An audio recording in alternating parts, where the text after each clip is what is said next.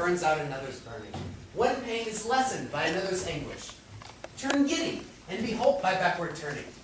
One desperate grief cures one another's languish. Take thou some new infection to thy eye, and the rank poison of the old will die. Thy plantain leaf is excellent for that. For what, I pray thee? For your broken shin. Why, Romeo, art thou mad?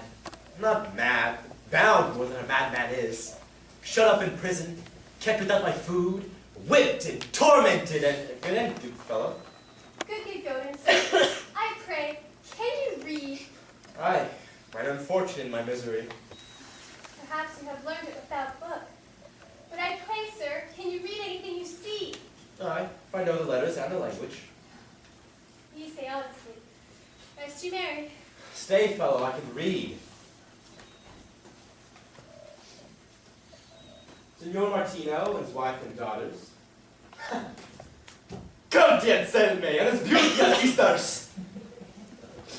The lady widow of Vitravio. Signor Cosentio and his lovely nieces. Mercutio and his Valentine. Mine uncle Capulet, his wife and daughters. My fair niece Rosaline. Olivia, Signor Valencio and his cousin Sybil, Lucio, and lively Helena. Their assembly, whither should they come? Up, Whither? to supper, to our house, Whose house? my master's. Indeed, I should have asked you that before. Now I'll tell you without asking. My master is the great rich Capulet. And if you be not to the house of Montagues, I pray, come and crush a cup of wine. Rest you merry. At this same ancient feast of Capulets, sups the fair Rosaline whom thou so lovest, with all the admired beauties of Verona. Go thither, and, with unattainted eye, compare her face to some that I shall show, and I will make thee think thy swan a crow. I'll go along, no such sight to be shown, but to rejoice in splendor of mine own.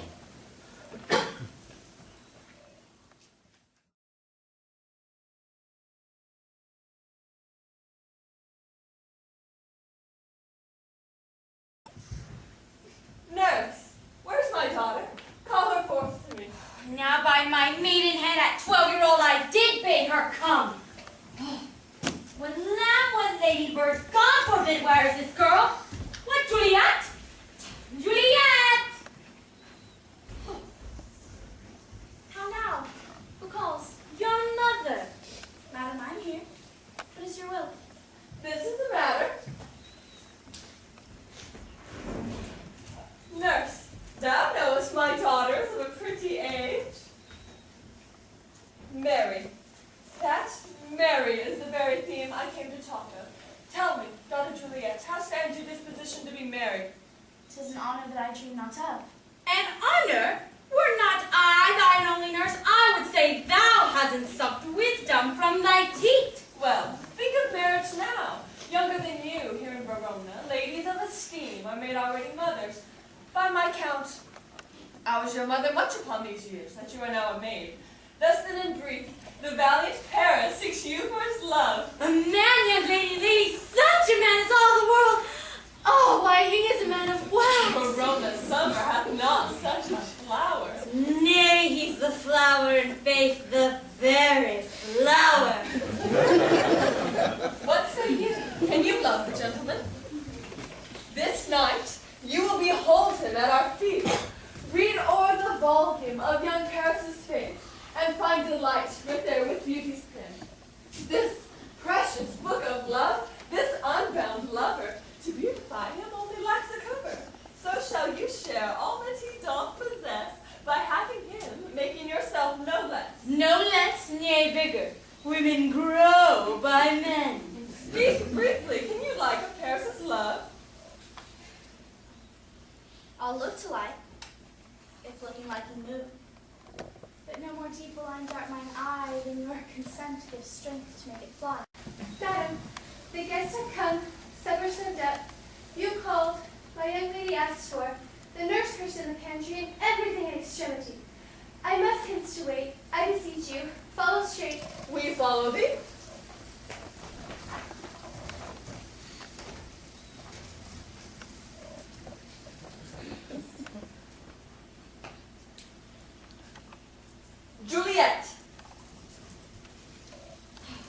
Go, girls, seek happy nights to happy days.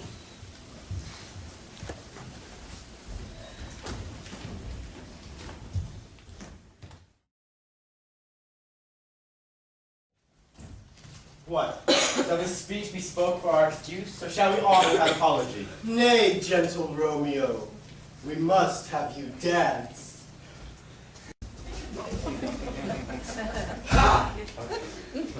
Not I, believe me.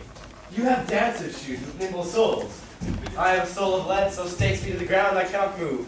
You are a lover. Borrow Cupid's wings and soar with them above a common bound. Under love's heavy burden do I sink. And to sink in it should you burden love, too great oppression for a tender thing. Is love a tender thing? It's too rough, too rude, too boisterous, and it pricks like thorn. If love be rough with you, be rough with love. Prick love for pricking and you beat love down. And we mean well going to this mask, but 'tis no whit to go. Why, may one ask? I dreamed a dream tonight. And so did I. Well, what was yours? That's dreamers often lie. In bed, sleep, as I do dream things true.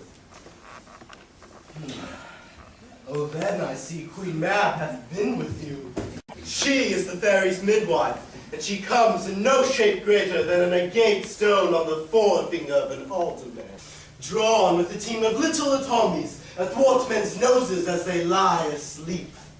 Her wagon spokes are made of long spider's legs, the cover of the wings of grasshoppers, the traces of the smallest spider's webs, the collars of the moonshine's watery beams, her whip of cricket's bone, the lash of film, her wagoner a small, gray-coated gnat, not half so big as a round little worm, pricked from the lazy finger of a maid.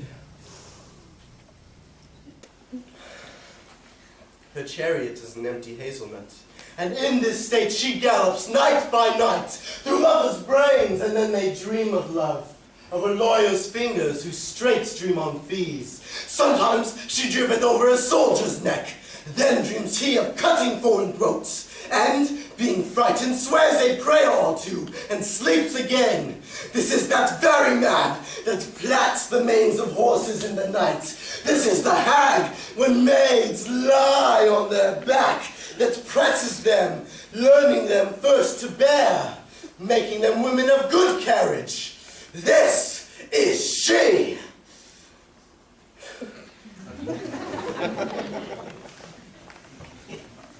Peace!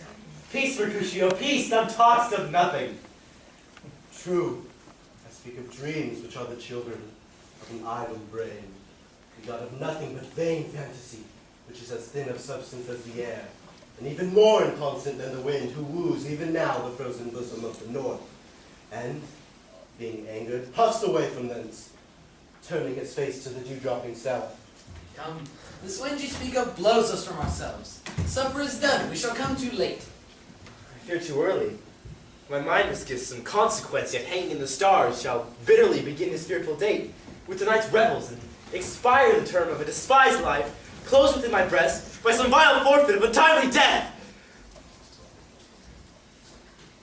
But, if he that hath steerage of my course direct my sail, on, lusty gentlemen!